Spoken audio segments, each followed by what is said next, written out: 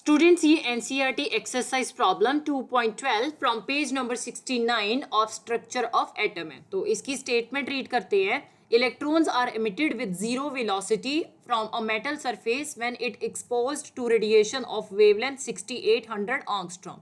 Calculate threshold frequency nu naught and work function W naught of the metal। ठीक है, आपके पास एक metal surface given है, so आप यहाँ पे एक मेटल सरफेस अज्यूम कर सकते हो। अब इस पे एक वेवलेंथ जो है, ठीक है, वो स्ट्राइक की, और ये वेवलेंथ जो है इसकी वैल्यू कितनी है, दैट इज 6800 एंगस्ट्रॉम।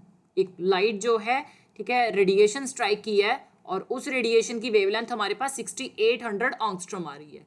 अब इसमें से इलेक्ट्रॉन तो एमिट हुए हैं, ठीक है, लेकिन ये जो इलेक्ट्रॉन्स एमिट हुए हैं इनकी वेलोसिटी जो है वो जीरो आ रही है। ठीक है, सो वेलोसिटी जीरो का मतलब क्या है कि डेफिनेटली हमारे पास काइनेटिक एनर्जी जो है वो जीरो हो जाएगी, राइट। हमने इस केस में दो चीजें फाइंड आउट करनी है। First, threshold frequency find out करनी है, that means the minimum frequency required to eject an electron from metal surface. ठीक है, कम से कम फ्रीक्वेंसी कितनी रिक्वायर्ड होगी मेटल सरफेस से इलेक्ट्रॉन इजेक्ट करने के लिए, आपने पहले ये फाइंड आउट करनी है। फिर उसके बाद वर्क फंक्शन फाइंड आउट करना है। वर्क फंक्शन का मतलब क्या है कि हमने थ्रेशोल्ड एनर्जी फाइंड आउट करनी है, कितनी कम से कम एनर्जी लगेगी मेटल सरफेस से इलेक्ट्रॉन एमिट करवाने के लिए, राइट। तो इसके लिए हम फॉर्मूला कौन सा यूज करेंगे, formula will be energy of radiation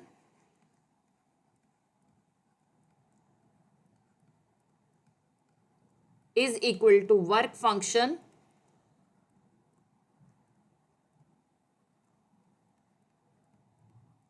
ये W नॉट के साथ रिप्रेजेंट करते हैं, plus kinetic energy of electron.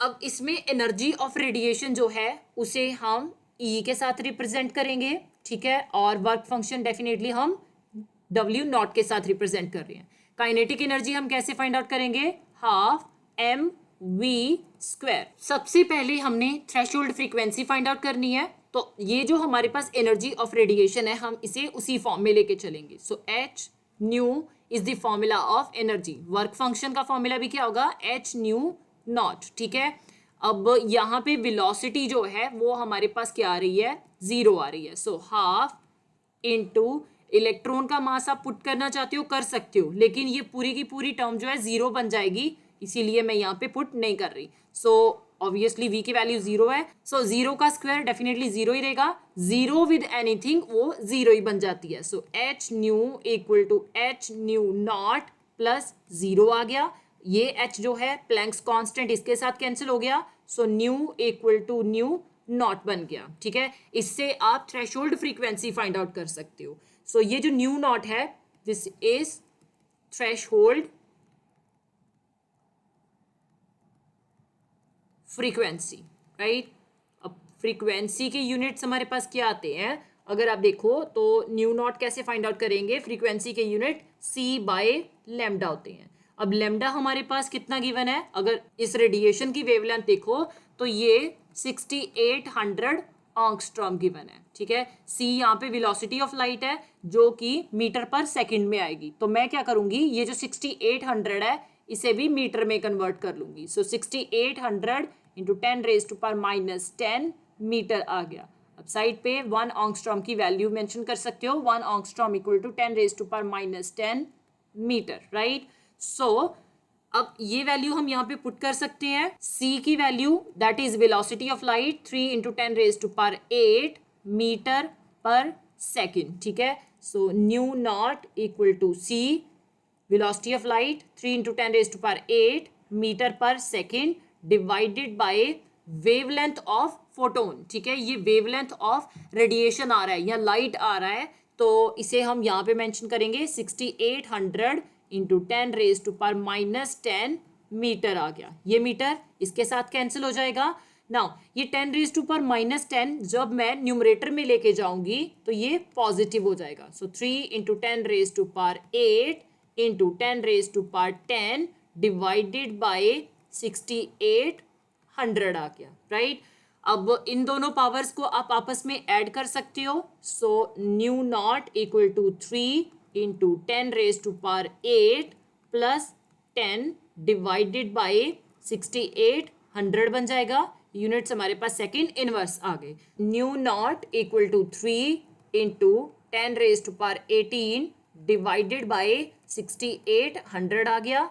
Unit second inverse आ गए. अब अगर आप देखो तो ये 3 जो है 6800 से छोटा आ रहा है, तो मैं क्या करूंगी, इस वैल्यू को बड़ा बनाऊंगी ताकि कैलकुलेशंस इजी हो जाएं, राइट. तो इसके लिए ये जो 10⁻18 है, क्या इसे मैं 10⁻14 प्लस 4 लिख सकती हूँ.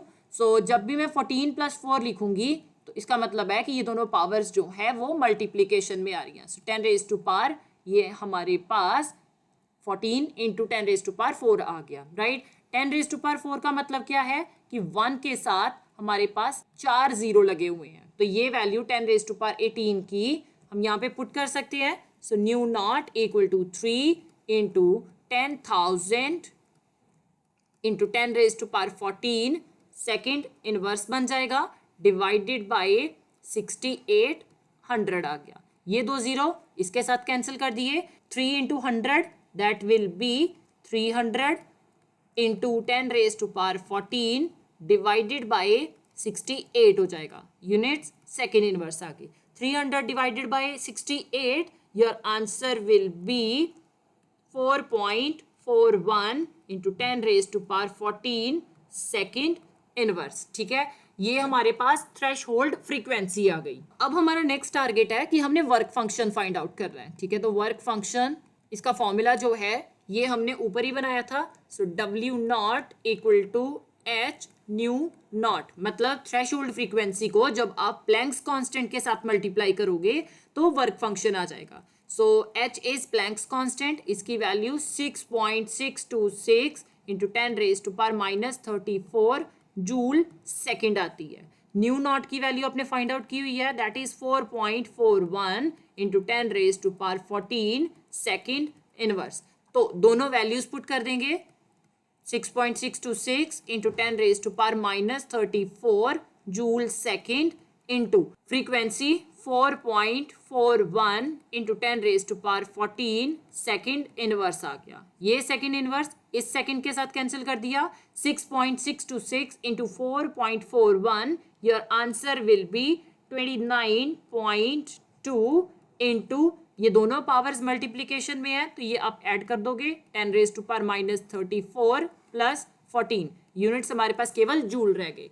थ्रेशहोल्ड एनर्जी के यूनिट्स जूल ही आते हैं, तो हमारा आंसर जो है बिल्कुल सही जा रहा है. So 10⁻34 plus 14, your answer will be 10⁻20. So 29.2 into 10⁻20 joule आ गया.